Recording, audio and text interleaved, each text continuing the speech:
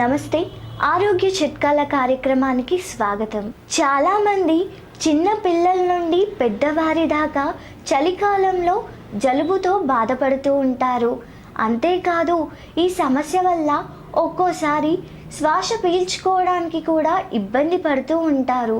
అలాంటి వారి కోసం ఎన్నో పురాణ గ్రంథాల నుండి సేకరించి చిన్న చిన్న చిట్కాలను మీ ముందుకు తీసుకొచ్చాను.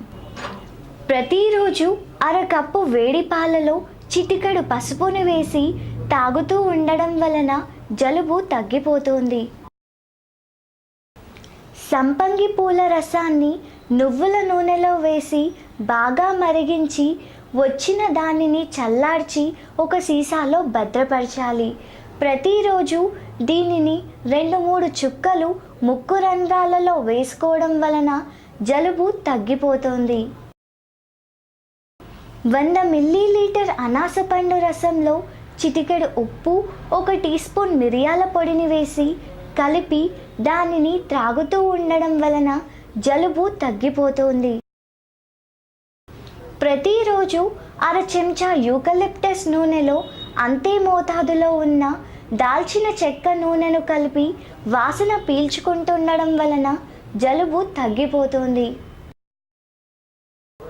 వసపొడిని నష్యంలాగా పీలుస్తుండడం వలన సాధారణంగా వచ్చే జలుబు తగ్గిపోతుంది.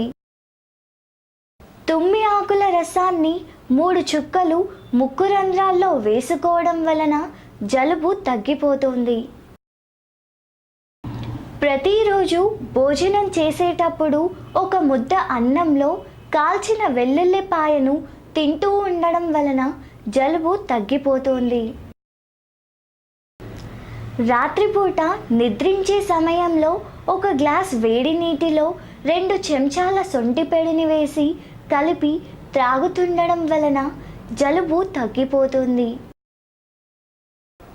1 గ్రామ్ రససింధూరం పొడిని తులసాకుల రసం అనుపానంగా సేవించినట్లయితే జలుబు తగ్గుతుంది.